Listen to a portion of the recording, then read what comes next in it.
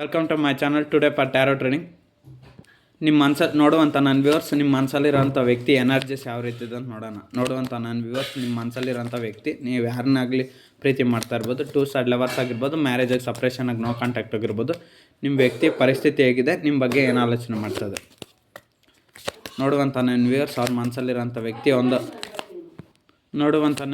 ನಿಮ್ಮ ಮನಸ್ಸಲ್ಲಿರೋಂಥ ವ್ಯಕ್ತಿ, ಪ್ರೀತಿಸ್ತಾರಂಥ ವ್ಯಕ್ತಿ, ಅವ್ರ ಎನರ್ಜಿಸು ಮತ್ತು ನಿಮ್ಮ ಬಗ್ಗೆ ಏನು ಆಲೋಚನೆ ಮಾಡ್ತದೆ ನೋಡುವಂಥ ನನ್ನ ವ್ಯೂವರ್ಸ್. ಅವ್ರ ಮನಸ್ಸಲ್ಲಿ ಪ್ರೀತಿಸ್ತಾರಂಥ ವ್ಯಕ್ತಿ ಎನರ್ಜಿಸು ಮತ್ತು ಆಲೋಚನೆ ನಿಮ್ಮ ಬಗ್ಗೆ ಏನು ಆಲೋಚನೆ ಮಾಡ್ತಾಯಿದ್ದಾರೆ, ಸೊ ಈ ರೀಡಿಂಗ್ ಯಾರಿಗೆಲ್ಲ ಅಪ್ಲಿಕೇಬಲ್ ಆಗುತ್ತೆ 2 ಸೈಡ್ ಲವರ್ಸ್ಗೆ ಮತ್ತು ಮ್ಯಾರೇಜಾಗಿ ಸಪ್ರೇಷನ್ ಆಗಿ ನೋ ಕಾಂಟ್ಯಾಕ್ಟ್ ಆಗಿರೋಕ್ಕೆ. ಸೊ ನನ್ನ ಚಾನಲ್ ಯಾರೆಲ್ಲ ಸಬ್ಸ್ಕ್ರೈಬ್ ಮಾಡಿಲ್ಲ ಸಬ್ಸ್ಕ್ರೈಬ್ ಮಾಡ್ಕೊಳ್ಳಿ, ಲೈಕ್ ಮತ್ತು ಶೇರ್ ಮತ್ತು ಕಮೆಂಟ್ ಮಾಡಿ. ಇದೊಂದು ಜನರಲ್ ಟ್ಯಾರೋ ಟ್ರೇಡಿಂಗ್ ಅಷ್ಟೇ, ನಿಮ್ಮ ಲೈಫ್ ಕನೆಕ್ಟ್ ಆದರೆ ಮಾತ್ರ ರಿಸೀವ್ ಮಾಡ್ಕೊಳ್ಳಿ ಅಷ್ಟೇ. ಜನರಲ್ ಟ್ಯಾರೋ ಟ್ರೇಡಿಂಗ್ ಅಷ್ಟೇ ನಾನು ಹೇಳ್ತಾ ಇರೋದು. ನಿಮ್ಮ ಲೈಫ್ಗೆ ಎಷ್ಟು ರಿಸೀವ್ ಆಗುತ್ತೋ ಅಷ್ಟು ಮಾತ್ರ ರೆಸನೇಟ್ ಆದರೆ ರಿಸೀವ್ ಮಾಡ್ಕೊಳ್ಳಿ, ಅದರ್ವೈಸ್ ಸ್ಕಿಪ್ ಮಾಡಿ ನೀವು ಬೇರೆ ರೀಡಿಂಗ್ಸ್ ನೋಡ್ಬೋದು, ಫೋರ್ಸ್ ಏನಿಲ್ಲ. ಸೊ ಈ ರೀಡಿಂಗ್ ಮೇಲ್ ನೋಡ್ತಾಯಿದ್ರೆ ಫೀಮೇಲ್ಗೆ ಅಂದ್ಕೊಳ್ಳಿ, ಫೀಮೇಲ್ ನೋಡ್ತಾಯಿದ್ರೆ ಮೇಲ್ಗೆ ಅಂದ್ಕೊಳ್ಳಿ. ಹುಡುಗ ನೋಡ್ತಾಯಿದ್ರೆ ಹುಡುಗಿಗೆ ರೆಸನೇಟ್ ಮಾಡ್ಕೊಳ್ಳಿ, ಹುಡುಗಿ ನೋಡ್ತಾಯಿದ್ರೆ ಹುಡುಗನಿಗೆ ರೆಸನೇಟ್ ಮಾಡ್ಕೊಳ್ಳಿ. ಆಪೋಸಿಟ್ ಜೆಂಡರ್ಸ್ ಅಂತ ಹೇಳ್ಬೋದು.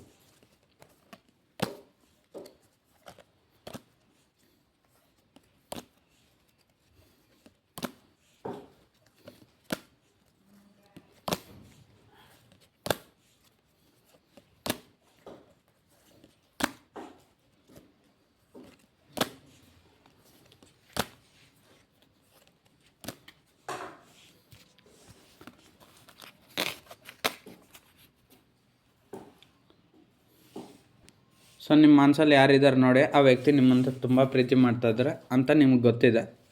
ನಾನೇನು ಮತ್ತೆ ಹೇಳೋವಂಥ ಅವಶ್ಯಕತೆ ಇಲ್ಲ. ನಿಮ್ಮ ವ್ಯಕ್ತಿನೂ ನಿಮ್ಮನ್ನು ತುಂಬ ಪ್ರೀತಿ ಮಾಡ್ತಾಯಿದ್ರೆ, ನೀವು ಅವ್ರನ್ನ ತುಂಬ ಪ್ರೀತಿ ಮಾಡ್ತಾಯಿದ್ರೆ, ಬಟ್ ಅದರಲ್ಲಿ ನಿಮ್ಮ ವ್ಯಕ್ತಿ ನಿಮ್ಗೆ ಹೇಳ್ತಾ ಇಲ್ಲ. ಸೊ ಅವ್ರಿಗೆ ನಿಮ್ಮ ಮೇಲೆ ತುಂಬ ಹೇಳಲಾಗದಷ್ಟು ಪ್ರೀತಿ ಇದೆ. ನಿಮ್ಮ ಬಗ್ಗೆ ಏನು ಆಲೋಚನೆ ಮಾಡ್ತದೆ ಅದೇ. ನೀವು ಅವ್ರನ್ನ ಫಸ್ಟ್ ಇಷ್ಟಪಡ್ತಾಯಿದ್ರಿ, ನೀವು ಇಬ್ಬರು ಫಸ್ಟ್ ಇಷ್ಟಪಡ್ತಾಯಿದ್ರಿ, ಬಟ್ ನಿಮ್ಮ ವ್ಯಕ್ತಿ ನಿಮ್ಮನ್ನು ನೆಗ್ಲೆಕ್ಟ್ ಮಾಡಿದ್ರು, ಅದರಿಂದ ಸಪ್ರೇಷನ್ ಮತ್ತು ನೋ ಕಾಂಟ್ಯಾಕ್ಟ್ ಇವಾಗ ಬಂದಿದೆ. ನಿಮ್ಮ ವ್ಯಕ್ತಿಗೆ ತುಂಬ ಪ್ರೀತಿ ಇದೆ, ನಿಮ್ಮ ಮೇಲೆ ಹೇಳಲಾಗದಷ್ಟು ಪ್ರೀತಿ ಇದೆ. ಸೊ ಆದರೆ ನಿಮಗೆ ಅದನ್ನು ಎಕ್ಸ್ಪ್ರೆಸ್ ಮಾಡಿಲ್ಲ ಅಷ್ಟೇ. ದ ಎಂಪ್ರೆಸ್ ಟ್ಯಾರೋಟ್ ಕಾರ್ಡ್ ಬಂದಿರೋದ್ರಿಂದ ನಿಮ್ಮ ವ್ಯಕ್ತಿ ನೋಡೋಕ್ಕೆ ಚೆನ್ನಾಗಿದ್ದಾರೆ, ನೀವು ಚೆನ್ನಾಗಿದ್ರ. ಸೊ ಅದರಿಂದ ನಿಮ್ಮ ವ್ಯಕ್ತಿ ಯಾವಾಗಲೂ ನಿಮ್ಮ ಮೇಲೆ ಜ್ಞಾನ ಅಂದರೆ ನಿಮ್ಮ ವ್ಯಕ್ತಿ ನೋಡೋಕ್ಕೆ ಚೆನ್ನಾಗಿದ್ದಾರೆ ಅಂದರೆ ಅವ್ರಿಗೆ ತಕ್ಕಾಗಿರೋ ಥರ ನೀವು ಚೆನ್ನಾಗಿದ್ರೆ, ನಿಮ್ಗೆ ತಕ್ಕಾಗಿರೋ ಥರ ಅವ್ರು ಚೆನ್ನಾಗಿದ್ದಾರೆ ಅಂದರೆ ಇಷ್ಟ ಆಗೋ ಥರ. ಸೊ ಅದಕ್ಕೆ ನಿಮ್ಮ ವ್ಯಕ್ತಿ ಇಲ್ಲಿ ಸ್ವಲ್ಪ ಆಟ ಜಾಸ್ತಿ ಇದ್ರೂ, ನೀವು ಸ್ವಲ್ಪ ಆಟ ಜಾಸ್ತಿ ಇದ್ರೂ ನಿಮ್ಮ ವ್ಯಕ್ತಿ ನಿಮಗೆ ಸರಿಯಾದ ಜೋಡಿ ಅಂತ ನೀವು ಅಂದ್ಕೊಂಡಿದ್ರ. ಸೊ ನಿಮ್ಮ ವ್ಯಕ್ತಿ ಯಾವಾಗಲೂ ನೀವು ಅವ್ರ ಲೈಫಲ್ಲಿದ್ದರೆ ತುಂಬ ಚೆನ್ನಾಗಿರುತ್ತೆ ಅಂತ ಯೋಚನೆ ಮಾಡ್ತಾಯಿದ್ರೆ, ನೀವು ಅವ್ರ ಜೊತೆಯಲ್ಲಿದ್ದರೆ ತುಂಬ ಖುಷಿಯಾಗಿರ್ತಾರೆ. ನೋಡಿ ಇಲ್ಲಿ ಎಂಪ್ರೆಸ್ ಟ್ಯಾರೋಟ್ ಕಾರ್ಡ್ ಬಂದಿದ್ದೆ, ಇಲ್ಲಿ ಒಬ್ಬ ಸಿಂಗಲ್ ಲೇಡಿ ಇದ್ದಾರೆ. ಸೊ ಅವ್ರ ಜೊತೆ ಕಪಲ್ ಇಲ್ಲ. ಸೊ ಹಂಗೆ ನಿಮ್ಮ ವ್ಯಕ್ತಿ ಕೂಡ ಅಷ್ಟೇ ನಿಮ್ಮ ಬಗ್ಗೆ ಯೋಚನೆ ಮಾಡ್ತಾಯಿದ್ರೆ, ನನ್ನ ಜೊತೆ ನಮ್ಮ ಪಾರ್ಟ್ನರ್ ಇರಬೇಕಾಯ್ತು, ಅವ್ರು ಇದ್ದರೆ ಚೆನ್ನಾಗಿರ್ಬೋದಾಯ್ತು. ಈಗ ಒಬ್ಬ ರಾಜ ರಾಣಿ ಇದ್ದರೆ ಅವ್ರ ಜೋಡಿ ಎಷ್ಟು ಚೆನ್ನಾಗಿರುತ್ತೆ. ಸೊ ಹಂಗೆ ನಿಮ್ಮ ವ್ಯಕ್ತಿ ಜೊತೆ ನೀವು ಇಲ್ಲಿ ರಾಜ ರಾಣಿ ಅಂತ ಏನು ಬರೋದಿಲ್ಲ, ಅವ್ರವ್ರ ಲೈಫ್ಗೆ ಹಂಗೆ. ಸೊ ನಿಮ್ಮ ವ್ಯಕ್ತಿ ನಿಮ್ಮ ಜೊತೆಲಿದ್ರೆ ಅಂದರೆ ನಿಮ್ಮ ಮನಸ್ಸಲ್ಲಿರೋಂಥ ವ್ಯಕ್ತಿ ಯಾರು ಅವ್ರ ಜೊತೆ ಲವರ್ಸ್ ಆದರೆ ಹಂಗೆ.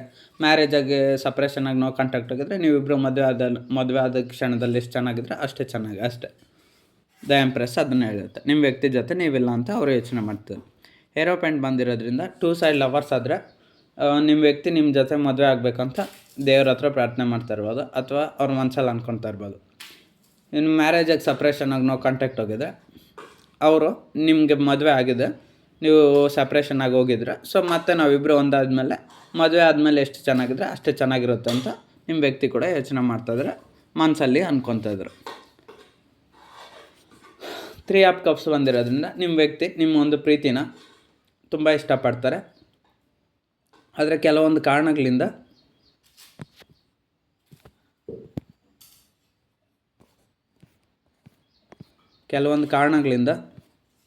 ನಿಮ್ಮ ಮನಸ್ಸಲ್ಲಿರೋಂಥ ವ್ಯಕ್ತಿ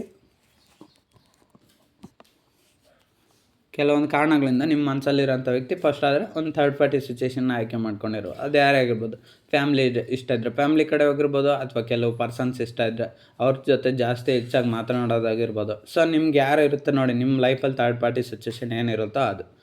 ಸೊ ನಾನು ಮತ್ತೆ ಅದೇ ಸರಿ ಹೇಳೋಕ್ಕಾಗಲ್ಲ. ಪರ್ಸ್ನಲ್ ಪ್ರಾಬ್ಲಮ್ಸ್ ಆಗಿರ್ಬೋದು, ಪ್ರೊಫೆಷ್ನಲ್ ಪ್ರಾಬ್ಲಮ್ಸ್ ಆಗಿರ್ಬೋದು, ಅಥವಾ ಸಂಬಂಧಿಕರಾಗಿರ್ಬೋದು, ರಿಲೇಷನ್ಶಿಪ್ಪಲ್ಲಿ ಇಲ್ಲಾಂದರೆ ಯಾರಾದರೂ ರೊಮ್ಯಾಂಟಿಕ್ ಥರ್ಡ್ ಪಾರ್ಟಿ ಯಾರೋ ಒಬ್ಬರು ಪ್ರಾಬ್ಲಮ್ಸ್ನಿಂದ ನಿಮ್ಮ ವ್ಯಕ್ತಿ ಅವ್ರ ಕಡೆ ಜಾಸ್ತಿ ಗಮನ ಕೊಟ್ಟಿದ್ರಿಂದ ನಿಮ್ಮ ಕಡೆ ಸ್ವಲ್ಪ ಗಮನ ಕಡಿಮೆ ಕೊಟ್ಟರು. ಸೊ ಅದಕ್ಕೆ ನಿಮಗೆ ನಿಜ ಸ್ವಲ್ಪ ಪ್ರೀತಿ ಮಾತ್ರ ಸಿಕ್ತು. ನಿಮ್ಮ ವ್ಯಕ್ತಿ ನಿಮ್ಮ ಜೊತೆ ಮಾತ್ರ ಇರಬೇಕಾಯ್ತು. ಬಟ್ ಅದು ಇಲ್ಲಿ 3 ಮೆಂಬರ್ಸ್ ಬಂದಿರೋದ್ರಿಂದ 3 ಮೆಂಬರ್ಸ್ ಇರಬಾರ್ದು, 2 ಮೆಂಬರ್ಸ್ ಮಾತ್ರ ಇರಬೇಕಾಯ್ತು. 2 ಮೆಂಬರ್ಸ್ ನೀವು ಮತ್ತು ನಿಮ್ಮ ಪಾರ್ಟ್ನರ್ ಆಗಿರ್ಬೇಕಾಯ್ತು. ಅಲ್ಲಿ 3 ಮೆಂಬರ್ಸ್ ಇರೋದ್ರಿಂದ ಈ ಕಾರ್ಡಲ್ಲಿ ಸೊ ನಿಮ್ಮ ವ್ಯಕ್ತಿ ಒಂದು ನಿಮ್ಮ ಲೈಫಲ್ಲಿ 3ನೇ ವ್ಯಕ್ತಿ ಎಂಟ್ರಿ ಆಗಿದ್ದಾರೆ. ಸೊ ಅದರಿಂದ ನಿಮ್ಮ ಒಂದು ಲೈಫೆಲ್ಲ ಲವ್ ರಿಲೇಷನ್ಶಿಪ್ ಎಲ್ಲ ಡ್ಯಾಮೇಜ್ ಆಯಿತು ಅಂತ ನಿಮ್ಮ ವ್ಯಕ್ತಿ ಆಲೋಚನೆ ಮಾಡ್ತಿದ್ದಾರೆ. ಸೊ ಅದಕ್ಕೆ ಇವಾಗ ಥರ್ಡ್ ಪಾರ್ಟಿ ಸಿಚುವೇಷನ್ ಇದ್ದರೆ ನಾವಿಬ್ಬರು ಚೆನ್ನಾಗಿರೋಕ್ಕಲ್ಲ, ನಾವಿಬ್ಬರು ಇದ್ದರೆ ಸಪ್ರೇಟ್ ಆಗಿರ್ಬೇಕಂತ ನಿಮ್ಮ ವ್ಯಕ್ತಿ ಆಲೋಚನೆ ಮಾಡ್ತಾರೆ. ಮತ್ತು ಥರ್ಡ್ ಪಾರ್ಟಿ ಎಂಟ್ರಿ ಆಗಬಾರ್ದು, ಸೊ ನಾವೇ ಚೆನ್ನಾಗಿರ್ಬೇಕಂತ ನಿಮ್ಮ ವ್ಯಕ್ತಿ ನಿಮ್ಮ ಮನಸ್ಸಲ್ಲಿ ಯೋಚನೆ ಮಾಡ್ತಾಯಿದ್ರೆ 3ನೇ ಒಂದು ಪರಿಸ್ಥಿತಿಯಿಂದನೇ ಈ ಸಿಚುವೇಷನ್ ಹಾಳಾಯ್ತು ಅಂತ ನಿಮ್ಮ ಮನಸ್ಸಲ್ಲಿರೋಂಥ ವ್ಯಕ್ತಿ ಅವರಿಲ್ಲ ಅಂದರೆ ಚೆನ್ನಾಗಿತ್ತು ಅಂತ ರಿಯೂನಿಯನ್ ಆಗ್ಬೋದು ಅಂತ ಯೋಚನೆ ಮಾಡ್ತಾಯಿದ್ರು. ಲವರ್ಸ್ ಆಗಲಿ ಮ್ಯಾರೇಜ್ ಆಗಿ ಸಪ್ರೇಷನ್ ಆಗಿ no contact. Knight of pentacles ಬಂದಿರೋದ್ರಿಂದ ನಿಮ್ಮ ವ್ಯಕ್ತಿಗೆ ಯಾವಾಗಲೂ ನಿಮ್ಮ ಬಗ್ಗೆನೇ ಯೋಚನೆ ಅನ್ಬೋದು. ಸೊ ನಿಮ್ಮ ಕಡೆನೇ ಗಮನ, ಅವ್ರು ನಿಮ್ಮನ್ನು ಮರ್ತಿದ್ದಾರೆ ಅಂದರೆ ಮರ್ತಿಲ್ಲ. ಸೊ ನೀವಿನ್ನೂ ಅವ್ರ ನೆನಪಲ್ಲಿದ್ದೀರಿ ಅಷ್ಟೇ. ಡೆತ್ ಬಂದಿರೋದ್ರಿಂದ ನಿಮ್ಮಿಬ್ಬರು ಕನೆಕ್ಷನ್ ಲವ್ ರಿಲೇಷನ್ಶಿಪ್ ಕನೆಕ್ಷನ್ ಆಗಿದ್ರೆ ಸೊ ನಿಮ್ಮೊಂದು ಕನೆಕ್ಷನ್ನು ಸಪ್ರೇಷನ್ ಆಗಿದೆ, ನೋ ಕಾಂಟ್ಯಾಕ್ಟ್ ಹೋಗಿದೆ. ಯಾಕಂತ ಗೊತ್ತಿಲ್ಲ, ಅನ್ಎಕ್ಸ್ಪೆಕ್ಟೆಡ್ ಕಾರಣಗಳು. ಇನ್ನು ಮ್ಯಾರೇಜಿಗೆ ಸಪ್ರೇಷನ್ ಆಗಿ ನೋ ಕಾಂಟ್ಯಾಕ್ಟ್ ಹೋಗಿದ್ರು ಅಷ್ಟೇ, ಮದುವೆ ಆಗಿರೋರು ಸಪ್ರೇಟ್ ಆಗಿದ್ರು ಅಷ್ಟೇ. ನಿಮ್ಮಿಬ್ಬರ ಮಧ್ಯೆ ಯಾರೋ ಒಬ್ಬರು ಅಂದರೆ ನಿಮ್ಮಿಬ್ಬರ ಮಧ್ಯೆ ಅನ್ಎಕ್ಸ್ಪೆಕ್ಟೆಡಾಗಿ ಕೆಲವು ಘಟನೆಗಳಿಂದ ನಡೆದು ನಿಮ್ಮಿಬ್ಬರ ಮಧ್ಯೆ ಭಿನ್ನಾಭಿಪ್ರಾಯಗಳು ಮಿಸ್ಅಂಡರ್ಸ್ಟ್ಯಾಂಡಿಂಗ್ ಬಂದು ಕಮ್ಯುನಿಕೇಷನ್ ಇಲ್ದಿರ ನೀವಿಬ್ಬರು ಕೂಡ ಸಪ್ರೇಷನ್ ಆಗಿ ನಾವು ಕಾಂಟ್ಯಾಕ್ಟ್ ಹೋಗಿದ್ರೆ. ಲವರ್ಸ್ ಆದ್ರೂ ಅಷ್ಟೇ, 2 ಸೈಡ್ ಲವರ್ಸ್ ಆದರೂ ಅಷ್ಟೇ, ಒಬ್ಬರಿಂದ ಒಬ್ಬರಿಗೆ ಮಾತುಕತೆ ಇಲ್ಲ. ನಿಮ್ಮ ವ್ಯಕ್ತಿ ಯಾವಾಗ ಕಾಲ್ ಮಾಡ್ತಾರೆ, ಕಮ್ಯುನಿಕೇಷನ್ ಮಾಡ್ತಾರೆ, ಅವ್ರು ಬದಲಾಯಿಸ್ಕೊಂಡು ಅಂತ ಕಾಯ್ತಾ ಇದ್ದೀರಾ. ಅವ್ರು ಕೂಡ ಅಷ್ಟೇ, ಅವ್ರು ಬದಲಾಯಿಸ್ಕೊಂಡು ಯಾವಾಗಾದರೂ ನಿಮಗೆ ಕಾಲ್ ಮಾಡೋಣ ಅಂತ ಅವ್ರು ಕೂಡ ಮನಸ್ಸಲ್ಲಿ ತುಂಬ ಯೋಚನೆ ಮಾಡ್ತಾಯಿದ್ದಾರೆ. ದ ಮೆಜಿಷಿಯನ್ ಬಂದಿರೋದ್ರಿಂದ ಯಾವಾಗಲೂ ನಿಮ್ಮ ವ್ಯಕ್ತಿ ನೀವೇ ಕಾಲ್ ಮಾಡಬೇಕು, ನೀವೇ ಮೆಸೇಜ್ ಮಾಡಬೇಕು ಅನ್ನೋ ಥರ ಯಾವಾಗಲೂ ಬಿಹೇವ್ ಮಾಡ್ತಾರೆ. ಅವ್ರಿಗೆ ನಿಮ್ಮ ಸೈಡ್ನಿಂದ ಎಷ್ಟೇ ಕಾಲ್ ಮೆಸೇಜ್ ಹೋದ್ರೂ ಅವರಂತೂ ರಿಪ್ಲೈ ಅವ್ರ ಕಡೆಯಿಂದ ಕಾಲ್ ಅವ್ರ ಮೆಸೇಜು ಕಮ್ಯುನಿಕೇಷನ್ ಬರೋದು ಸ್ವಲ್ಪ ಕಡಿಮೆ ನಿಮ್ಮ ವ್ಯಕ್ತಿಯಿಂದ. ಯಾಕಂದರೆ ನಿಮ್ಮ ವ್ಯಕ್ತಿ ನಿಮ್ಮ ಮನಸ್ಸಲ್ಲಿರೋಂಥ ವ್ಯಕ್ತಿ ಯಾರೇ ಆಗ್ಬೋದು, ದ ಮೆಜಿಷಿಯನು ತುಂಬ ಹಠ ಇರೋವಂಥ ವ್ಯಕ್ತಿ. ಅವ್ರಿಗೆ ಏನು ಬೇಕೋ ಅದನ್ನು ಸಾಧಿಸಿ ಈಡೇರಿಸ್ಕೊಳ್ತಾರೆ. ಅಂದರೆ ನಿಮ್ಮನ್ನು ಬೇಕಾದಾಗ ಅಟ್ರಾಕ್ಟ್ ಮಾಡ್ಕೊತಾರೆ, ಬೇಡಾದಾಗ ಬಿಟ್ಬಿಡ್ತಾರೆ.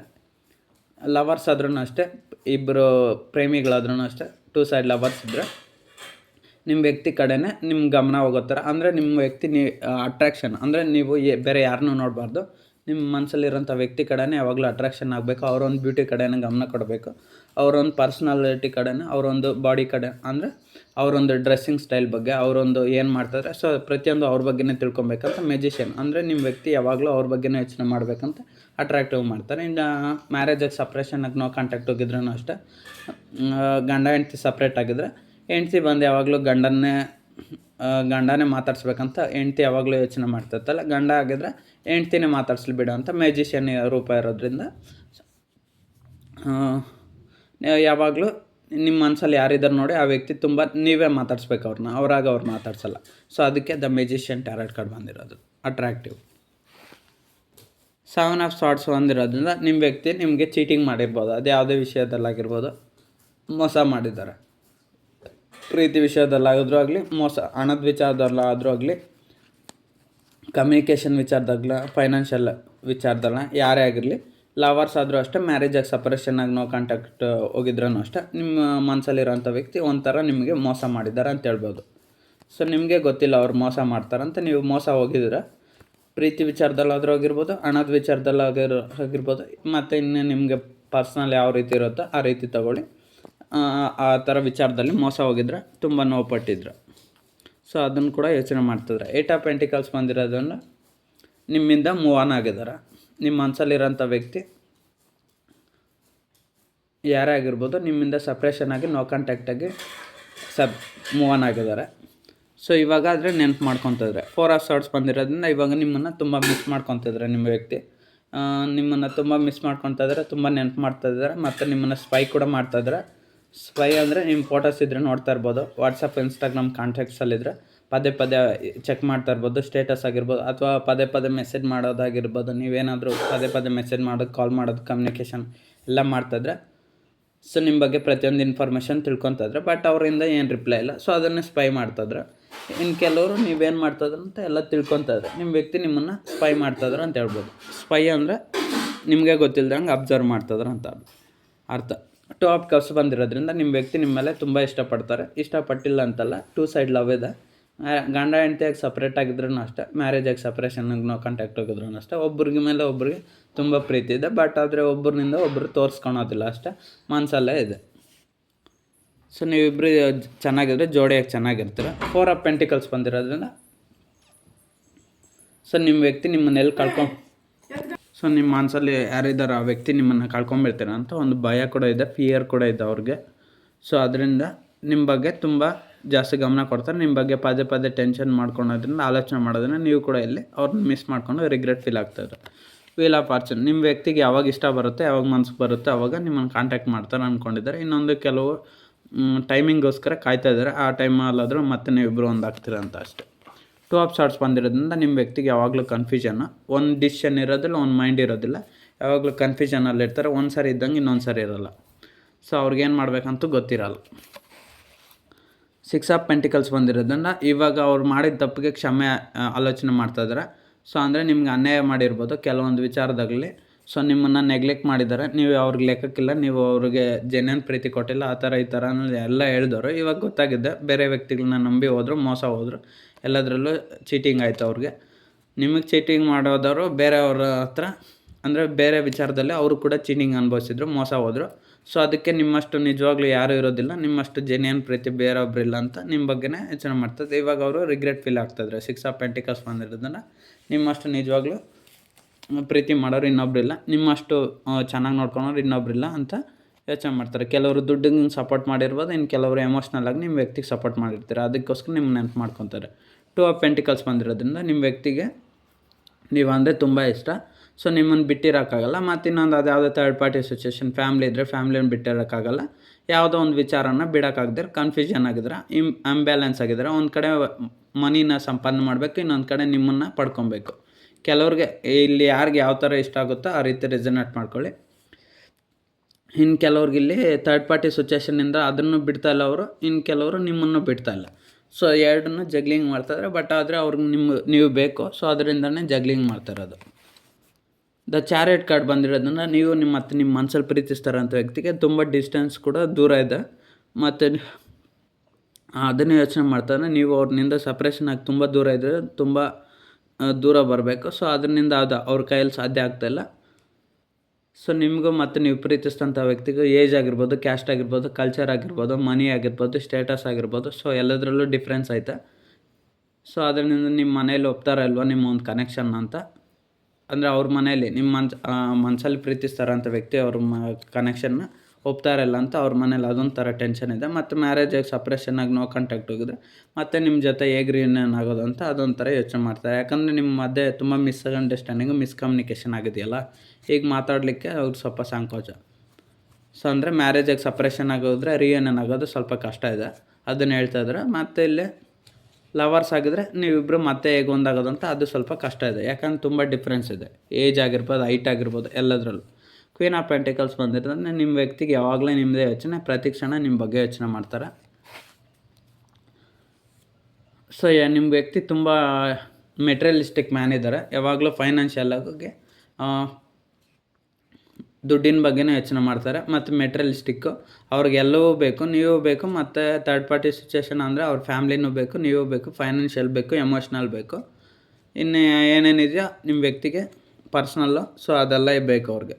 ಪ್ರೊಫೆಷ್ನಲ್ ಬೇಕು, ಎಮೋಷನಲ್ಲು ಬೇಕು, ಫೈನಾನ್ಷಿಯಲ್ಲು ಬೇಕು ನಿಮ್ಮ ವ್ಯಕ್ತಿಗೆ.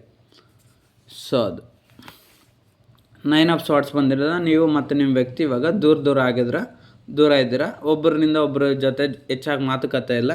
ಫಸ್ಟ್ ನೀವು ನಿಮ್ಮ ಚೆನ್ನಾಗಿ ಪ್ರೀತಿಯಲ್ಲಿ ಚೆನ್ನಾಗಿದ್ದರೆ ಒಬ್ಬರನ್ನೊಬ್ಬರು ಪ್ರೀತಿ ಮಾಡ್ತಾ ಒಬ್ಬರಿಗಿಂತ ಒಬ್ಬರು ಚೆನ್ನಾಗೇ ಇದ್ದರೆ ಇಬ್ಬರು ಜೊತೆಯಲ್ಲಿ.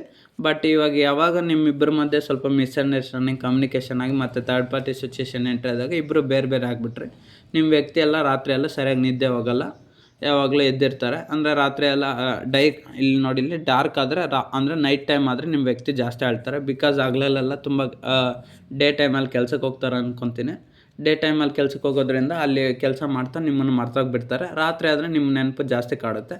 ಸೊ ಅದರಿಂದ ನಿಮಗೂ ಅಷ್ಟೇ, ರಾತ್ರಿ ಆದ್ರೇ ನಿಮ್ಮ ವ್ಯಕ್ತಿ ಬಗ್ಗೆ ನೀವು ತುಂಬ ಯೋಚನೆ ಮಾಡ್ತೀರ. ಹಗಲಲ್ಲಿ ಸ್ವಲ್ಪ ಆಗುತ್ತೆ, ಬಿಕಾಸ್ ಯಾಕಂದರೆ ನೀವು ಅವ್ರನ್ನ ನಿಮಗೆ ಸ್ವಂತ ಆದಂಥ ಪ್ರೊಫೆಷ್ನಲ್ ಜಾಬ್ ಇದೆಯಲ್ಲ ಅದನ್ನು ಮಾಡಬೇಕಲ್ವ, ಕೆಲಸ ಇದ್ರ ವಿಚಾರದಲ್ಲಿ ನೀವು ಕೂಡ ಅಷ್ಟೇ ಅವ್ರನ್ನ ಮರ್ತಿರ್ತೀರ. ಸೊ ನೈಟ್ ಆದಮೇಲೆ ಇಲ್ಲಿ ತುಂಬ ಒಬ್ರಿಗೋಸ್ಕರ ಒಬ್ಬರು ತುಂಬ ಎಮೋಷ್ನಲ್ ಆಗ್ತೀರ, ನಿಮ್ಮ ವ್ಯಕ್ತಿ ಜಾಸ್ತಿ. ಸೊ ಆದಷ್ಟು ಬೇಗ ಅವ್ರು ಕಮಿಟ್ಮೆಂಟ್ ಕೊಡಬೇಕು, ಮ್ಯಾರೇಜ್ ಆಗಬೇಕಂತ ನಿಮ್ಮ ಜೊತೆ ಯೋಚನೆ ಇದೆ. ಯಾವಾಗ ಆಗ್ತಾರೋ ನಿಮಗೆ ಗೊತ್ತಿರಬೇಕು. ಕಿಂಗ್ ಆಫ್ ವಾಂಡ್ಸ್ ಬಂದಿರೋದ್ರಿಂದ ಅವರು ಯಾವತ್ತೂ ಸ್ವಲ್ಪ ತಗ್ಗೋದಿಲ್ಲ, ನೀವೇ ಅವ್ರಿಗೆ ತಗ್ಗಬೇಕು, ಅವ್ರು ಹೇಳ್ದಂಗೆ ನೀವೇ ಕೇಳಬೇಕು. ಟೂ ಆಫ್ ಸಾರ್ಟ್ಸ್ ಬಂದಿರೋದ್ರಿಂದ ಕನ್ಫ್ಯೂಷನ್ ಜಾಸ್ತಿ ನಿಮ್ಮ ವ್ಯಕ್ತಿಗೆ. ಕಿಂಗ್ ಆಫ್ ಸಾರ್ಟ್ಸ್ ಬಂದಿರೋದ್ರಿಂದ ಆ್ಯಕ್ಷನ್ ತೊಗೊಬೇಕು ಅನ್ಕೊತಾರೆ, ಆ್ಯಕ್ಷನ್ ತೊಗೊಳಕ್ಕೆ ಆಗ್ತಾಯಿಲ್ಲ. ನಿಮ್ಮ ವ್ಯಕ್ತಿ ತುಂಬ ಇಂಟೆಲಿಜೆಂಟ್ ಇದ್ದಾರೆ. ಏಟ್ ಆಫ್ ವಾಂಡ್ಸ್ ಬಂದಿರೋದ್ರಿಂದ ನೀವು ಇಲ್ದಿರ ಅವ್ರ ಜೀವನ ಸ್ವಲ್ಪ ಕಷ್ಟಕರವಾಗಿ ಸಿಕ್ಕಾಕೊಂಡಿದೆ. ಯಾಕಂದರೆ ಒಬ್ಬೊಂಟಿಯಾಗಿದ್ದಾರೆ, ಸೊ ಅದಕ್ಕೋಸ್ಕರ ತುಂಬ ಕಷ್ಟಪಡ್ತಾಯಿದ್ದಾರೆ. ನೈನ್ ಆಫ್ ವಾಂಡ್ಸ್ ಬಂದಿರೋದ್ರಿಂದ ಯಾವಾಗೂ ತುಂಬ ಓವರ್ ಥಿಂಕಿಂಗ್ ಮಾಡ್ತಾರೆ, ತುಂಬ ಟೆನ್ಷನ್ ಮಾಡ್ತಾರೆ, ಹೆಂಗೆ ರಿಯೂನಿಯನ್ ಮಾಡ್ಕೊಳೋದಂತ. ಪೇಜ್ ಆಫ್ ಕಪ್ಸ್ ಬಂದಿರೋದ್ರಿಂದ ನಿಮ್ಮ ಮೇಲೆ ತುಂಬ ಪ್ರೀತಿಗೆ ಅನ್ನೋದು ಕಮ್ಮಿ ಆಗಿಲ್ಲ, ಯಾವಾಗಲೂ ಪ್ರೀತಿ ಅನ್ನೋದು ಜಾಸ್ತಿನೇ ಇರುತ್ತೆ. ಸೊ ನಿಮ್ಮನ್ನು ತುಂಬ ಇಷ್ಟಪಡ್ತಾರೆ, ತುಂಬ ಗೌರವ ಕೊಡ್ತಾರೆ. ಬಟ್ ಆದರೆ ಅವ್ರು ಹೇಳ್ದಂಗೆ ಕೇಳಬೇಕಷ್ಟೆ. ನೋಡುವಂಥ ನನ್ನ ವ್ಯೂವರ್ಸ್ಗೆ ಏಂಜಲ್ ಗೈಡೆನ್ಸ್ ಏನು?